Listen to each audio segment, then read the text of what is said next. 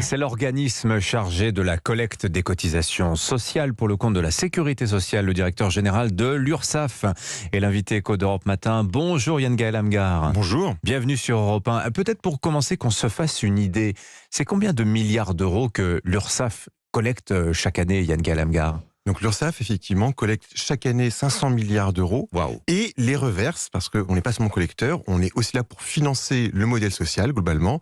Donc on les reverse pour financer les retraites, l'assurance maladie, les CAF, mais aussi l'assurance chômage et aussi d'autres activités, comme par exemple le financement des transports par les collectivités territoriales. Donc le modèle, ce qu'on appelle le modèle social français en résumé. Alors vous avez une actualité ce matin, Yann-Gaël Amghar, la Cour des comptes vient de certifier les comptes 2021 du régime général de la Sécurité sociale, mais la Cour émet toutefois des petites réserves sur le chiffre du déficit de la Sécurité sociale de l'an dernier, qui se serait en fait moins réduit que ne le disait le gouvernement il y a 2 mois. Alors, c'est une affaire un petit peu compliquée de normes comptables, mais qui nous amène quand même sur un sujet qui est très important pour les chefs d'entreprise, pour tous les indépendants qui nous écoutent ce matin, à savoir que pendant l'année 2020, l'année du Covid, beaucoup de ces petits chefs d'entreprise ont bénéficié du report automatique de cotisation. Les prélèvements ont été suspendus. Il s'agissait à l'époque d'éviter des faillites. Seulement, cette dette URSSAF, il faut quand même la payer un jour. On parlait l'été dernier de 18 milliards d'euros d'arriérés. Comment on gère une telle régularisation? Puisque précisément, c'est vous qui avez mis en place cette suspension et qui avez charge maintenant de faire cet apurement.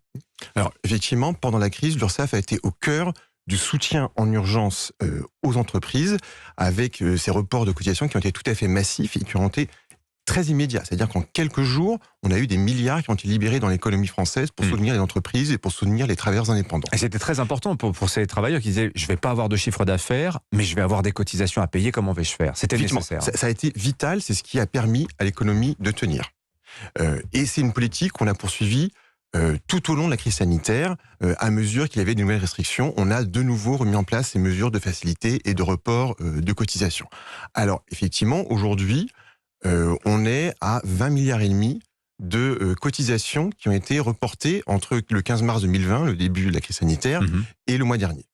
Donc ça veut dire qu'il y a des gens qui doivent encore payer des cotisations qui datent d'il y a 2 ans, en fait. Et donc, aujourd'hui, on est passé du soutien en urgence pendant la crise à un accompagnement dans la durée des entreprises et des travailleurs indépendants pour qu'ils puissent solder cette dette d'une manière qui soit compatible avec leur activité. Donc comment on fait très concrètement? On met en place des plans d'appurement pour régler de manière étalée dans le temps cette dette. Alors ces plans d'appurement, déjà, ils sont à l'initiative de l'URSSAF. C'est-à-dire que c'est l'URSSAF qui contacte les employeurs, les travailleurs indépendants, pour leur faire une proposition. Cette proposition, elle est, je dirais, un peu sur mesure. C'est-à-dire que plus la dette est importante, plus la durée proposée est longue. On est sur des durées qui peuvent aller jusqu'à 3 ans, voire 5 ans pour les entreprises les plus affectées par la crise. C'était presque un prêt garanti par l'État qui disait pas son nom, d'une certaine manière. Là, c'est un soutien en trésorerie tout à fait massif. Les entreprises vont-elles arriver à apurer cette dette? Aujourd'hui, parce que c'est l'objectif, évidemment. Tout à fait. Aujourd'hui, on a mis en place... Alors déjà, chose importante aussi, quand on fait cette proposition, l'employeur, le travailleur indépendant, peut renégocier. Il peut dire, je veux plus court, je veux plus long, je veux commencer dans quelques mois. Oui. Parce que beaucoup, en fait, ont stocké, continué leur activité, ils ne pouvaient pas payer, ils ont dit, mais je pourrais payer, mais vous me dites de ne pas le aujourd'hui, faire. on a une situation de trésorerie qui est bonne et qui se traduit dans le fait que ces plans d'appurement, ils sont aujourd'hui globalement très bien respectés. Aujourd'hui, on a fini de les mettre en place pour les employeurs et on finira, à la fin du mois prochain, de les mettre en place pour les travailleurs indépendants. C'est quand même massif. C'est 700 000 plans d'appurement pour les employeurs, 1,9 million plans pour les travailleurs indépendants. Et encore une fois, ça représente plus de 20 milliards. Est-ce que vous estimez la possibilité d'un certain taux de défaut, c'est-à-dire d'entreprises qui ne vont pas pouvoir payer leurs dettes? Alors, ça a été un des débats justement d'évaluer ce risque. Aujourd'hui, ce qu'on constate, et c'est vraiment des chiffres qu'on a constatés avec maintenant 1 an de recul quand même sur ce dispositif, c'est qu'on a plus que 20% des sommes qui sont payées spontanément, c'est-à-dire sans qu'on ait fait de relance, sans qu'on ait mis en place de projet de recouvrement. On a un très bon niveau de paiement qui traduit globalement une bonne santé des entreprises qu'on constate dans ces chiffres de paiement des plans d'appurement, mais qu'on constate aussi sur d'autres indicateurs, parce qu'on est quand même très au contact des entreprises et on a beaucoup d'éléments qui permettent de voir très rapidement comment se passe dans certaines entreprises. Comparant ce qu'on voit aujourd'hui, un autre indicateur, c'est le paiement spontané des cotisations chaque mois. Aujourd'hui, on est revenu à des niveaux qui sont assez proches de ce qu'on avait avant la crise sur les impayés. Sur les embauches, sur la masse salariale, on est au-dessus de la situation avant crise. Donc on a finalement une bonne Oui. résistance, mais un bon rebond Eh oui. de l'économie française. Oui, l'URSSAF est un bon point d'observation, un bon point de lecture de l'état de l'économie française. Alors, c'est intéressant aussi cette séquence Covid, puisque l'URSSAF, qui a traditionnellement assez mauvaise réputation, bah oui, c'est quand même donner de l'argent.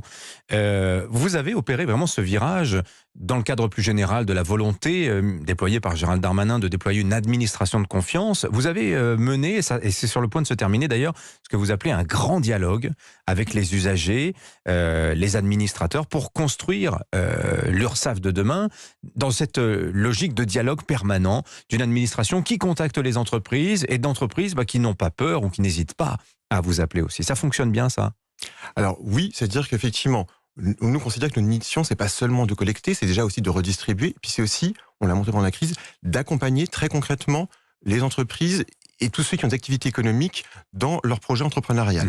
Donc, on a notamment mis en place des offres pour aider les travailleurs indépendants qui sont face à des difficultés sociales, pour accompagner les créateurs d'entreprises, donc les publics qui sont plus en difficulté. Et donc, effectivement, on a lancé, parce qu'on a une période un peu de réflexion sur l'URSSAF dans 5 ans, cette phase de grand dialogue où on a consulté tous nos usagers, aussi nos collaborateurs, Oui. et on a déjà aujourd'hui plus de 100 000 visiteurs Oui. qui ont participé, qui ont fait des propositions, 9 000 propositions, 1 million de votes. Donc c'est très suivi cette démarche, et donc ça va être très utile pour avoir des solutions concrètes. On pourrait le lire différemment aussi, Yann Gaël Amghar. Est-ce que ça signifie aussi, cette volonté de grand dialogue, qu'au sein de l'URSSAF, vous sentez, comment dire, une sorte de réticence, une fragilisation du consentement, non pas à l'impôt, mais à la cotisation? Est-ce que c'est un sujet, ça? Écoutez, aujourd'hui, ce qu'on voit, c'est que alors même qu'on n'a pas repris des procédures autoritaires de recouvrement, on a retrouvé un bon niveau Oui. de paiement spontané des cotisations. Alors, je pense que ça traduit le fait que les entrepreneurs savent qu'à un moment, il faut payer, mais je pense que ça traduit aussi le fait que les entrepreneurs, et notamment les travailleurs indépendants, savent que cotiser, c'est aussi s'ouvrir des droits. C'est un point très important, c'est que la cotisation sociale, ce n'est pas un impôt. Oui. Effectivement, c'est quelque chose qui crée des droits. Et je crois que pendant la crise sanitaire, chacun a pris conscience de l'importance de cotiser, de s'ouvrir ses droits, parce que chacun a vu ce que le modèle social lui apportait. En 10 secondes, les procédures autoritaires de recouvrement, vous avez dit c'est suspendu, ça va reprendre quand? C'est un sujet qui est devant nous, qui doit être calé aussi en fonction justement de l'évolution des situations économiques. Donc ce n'est pas encore arbitré. Il faut vraiment voir en fonction du moment où l'économie est tout à fait prête à l'absorber. Merci Yann Gaël Amghar d'être venu ce matin nous voir sur Europe 1. Je rappelle que vous êtes le directeur général de l'URSSAF. Bonne journée à vous.